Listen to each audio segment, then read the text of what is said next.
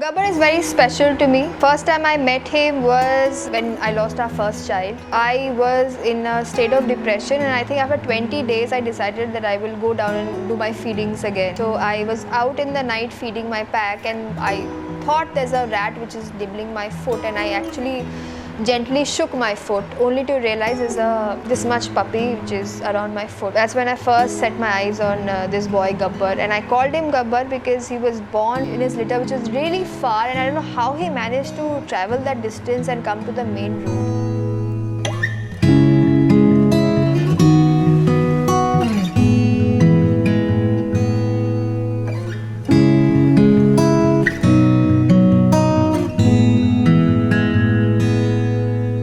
Gabbar and I slept together, I think, on the same couch. And the next day I went looking for his litter, and there were like 5 or 6 of them, and I left him with his gang. And that's when I started feeding the mother and the pups. Then he started waiting for me near my car park, and he knew my timings whenever I come back from my training, and he would come home to eat.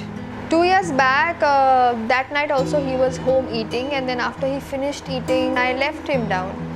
And I still remember Anshuman and I were standing at the balcony looking out, and we thought there's some incident which has happened on the street. Maybe, somebody has run over, or there's some drunken fighting happening, because this lane attracts a lot of people who do substance abuse. The next morning, I think when I went to walk Shiro and Ellie, my watchman said that the dog that you take care of has been run over, and people caught the person who ran over him, and they insisted that he picks up the dog and he takes them to the hospital. So then I realized that the incident that I was watching the night before was nothing but Gabbar's accident. So I was like really heartbroken, and I went and looked for him at every hospital of Mumbai, from Parel to the one behind my house. I even was looking at him at the back road of Malad, because I thought maybe they didn't take him to the hospital, they just dumped him.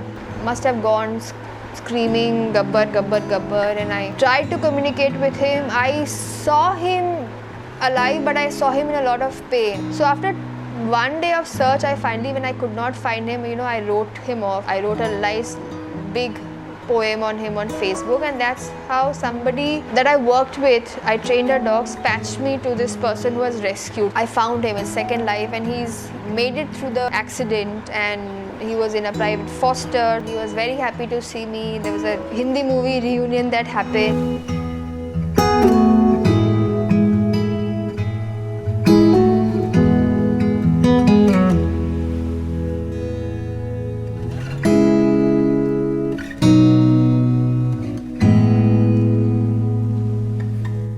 His spine is broken in two. I remember that's the first time I asked people to help me monetarily, because I was taking care of 3 other medical cases that time, and Gabbar's case it brought in a lot of expense, and I asked for help first time, and a lot of help came through. I did not want to put him to sleep because there was so much life in him. The only thing he was not able to do is move. I had to move him every few hours. He was peeing on the pee sheet, he could not drag himself. Those memories of him were pathetic, but he showed that he wanted to live. He was eating well, he was peeing well, he was pooping well, so his organs were working fine. All he had was a downtime. We went and saw a lot of vets. We did a lot of acupuncture. Aarti did a lot of sound healing on him. There's a lot of crystal healing, homeopathy. We did everything. In the entire process, what I really saw in Gabbar was his zest for life. He never thought he was any different of the other 2 dogs that I had. Always very active. He enjoyed the car rides to the vet, and he is a foodie. There's not a single thing that he doesn't eat. I keep telling my boys that when you grow up, you have to be like Gabbar Bhaiya, because Gabbar Bhaiya eats everything.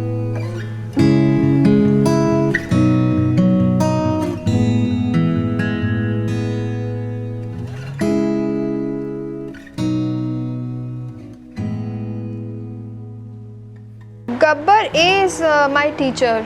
I'm still on my way to learn a lot of patience from Gabbar, and how to be a selfless giver, how to live life, how to overcome pain, how to live in the moment. He is the most inspirational dog that I've met. So he's a dog with a purpose in my life.